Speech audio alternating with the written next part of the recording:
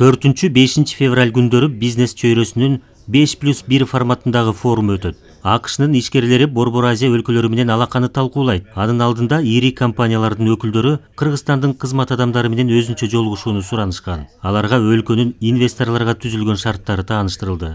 Лицензионный контроль и лицензионный подход в горнодобывающем секторе. Тоокен тармагындагы лицензиялоо ачык жүргүзүлөт. Баары конкурс аркылуу ишке ашырылат. Салык режими тууралуу айта турган болсок, соңку 4 жылда бир топ реформа жүргүзүп, жөнөкөйлөштүрдүк. Биздин салык режимди мурдагы советтик өлкөлөрдүн ичинен эң либералдуу десек болот. Кандай гана маселе жаралбасын, ар бир ишкердин үнүн угабыз. Өлкөдө инвестициялык климат жакшырганы катары Кыргызстандын эл аралык абройлуу уюмдагы кредиттик рейтинги жогорулаганы жүйө келтирилди. Бул да реформалардын натыйжасында жетишилген өзгөрүү.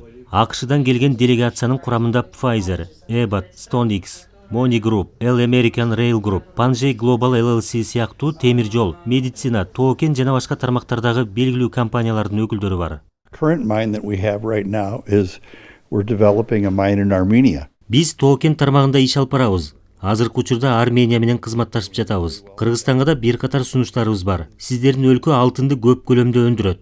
Биз анын баасына кошумча нарк кошуунун жолдорун билебиз. Аны Кыргызстандагы компанияларга окутууга да даярбыз. Кыргызстанда былтыр толугу менен чет элдик капиталдын эсебинен 1000ден ашык ишкана ачылган. Бирок аларда АКШ инвестициясынын өлчөмүн көп деп айтууга болбойт. Америка Кошмо Штаттарынын бизнес өкүлдөрүнүн Борбор Азияда иш алып барууга кызыгуусу эми гана жогорулап жаткандай. Негизги максат эми өзүлөр деле айтып кетти.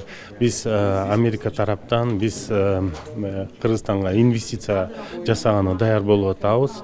Ушу анын биринчи бир алгачкы кадамдардын бири болуп, ушу форумга катышып, болуп аткан Кыргызстанда экономикада болуп аткан кубулуштарды, окуяларды, шарттарды өзүлөрү билип, мындай ынанып, анан чечим чыгаруу деген максаттарын айтып кетишти. Бишкекте уюштурулуп жаткан бизнес чөйрөсүнүн 5+1 форматындагы форуму экинчи рет өткөрүлгөнү жатат. Бул жолу айыл чарба, банк жана финанс иштери, минералдык ресурстар, электрондук коммерция жана маалыматтык технологиялар, транспорт жана логистика, туризм тармактарына артыкчылык берилүүдө.